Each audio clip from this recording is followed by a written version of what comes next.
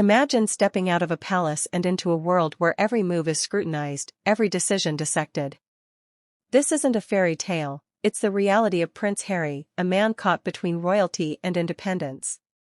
After stepping back from royal duties in 2020, Prince Harry faced a new challenge: security. No longer entitled to taxpayer-funded protection, he offered to pay for police security out of his own pocket.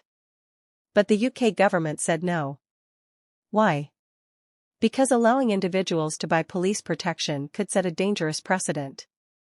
Critics argue that Harry, with his substantial wealth, should fund his own security like other high-profile individuals.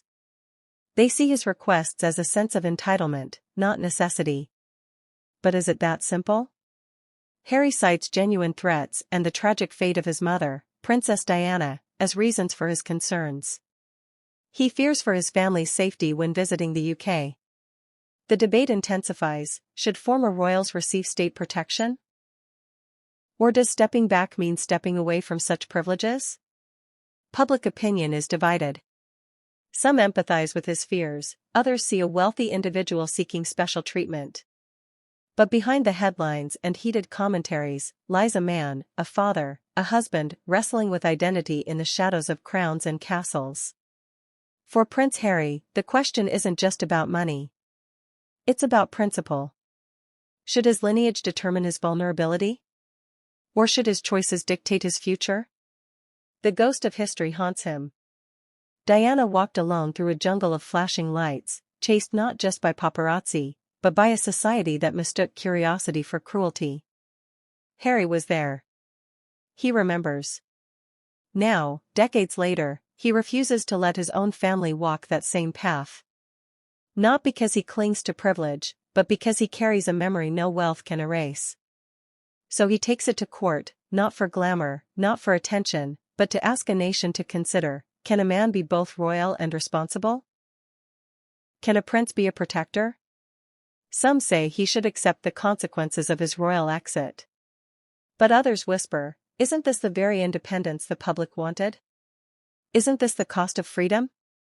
He was never just the prince at parades. He served. He walked among soldiers, earned his medals in dust, not diamonds. So when he asks for security, not splendor, shouldn't the world listen, not judge? In the end, this story isn't about royalty. It's about humanity. It's about how we treat those who step away from power, not with punishment, but perspective. Because while the world debates his security, Harry builds shelters of hope, not walls of entitlement. He seeks safety not just for his family, but for the future he believes in. So maybe it's time we ask not what he left behind, but what he's trying to protect. Not just himself, but the dignity of doing what's right, even when the world's eyes never blink. If you found value in this perspective, subscribe, share your thoughts below, and let's go. But behind the velvet drapes and golden gates, there's an unspoken tension, one that no royal decree can silence: the tension between duty and dignity.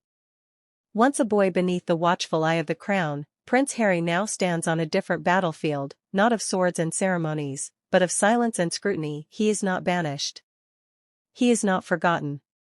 But he is separate. And in that separation, questions bloom. Is family still family when security is revoked, when the doors of Windsor close gently, but firmly, behind you? The father becomes the king.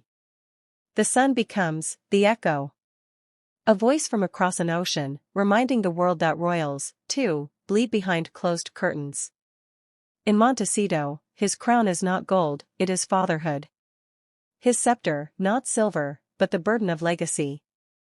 And the palace? It's the home where his children sleep in peace, far from palace walls, but not beyond royal shadows. Yet the whispers grow. He betrayed the firm. He monetized his pain. But what if he's simply documenting his truth in a world that's quick to define him before he speaks? Documentaries. Memoirs. Podcasts. Are these weapons, or windows? When a man is silenced too long, can you blame him for buying a microphone? They say he left for privacy, yet lives in the spotlight. But perhaps privacy was never about silence, it was about choice.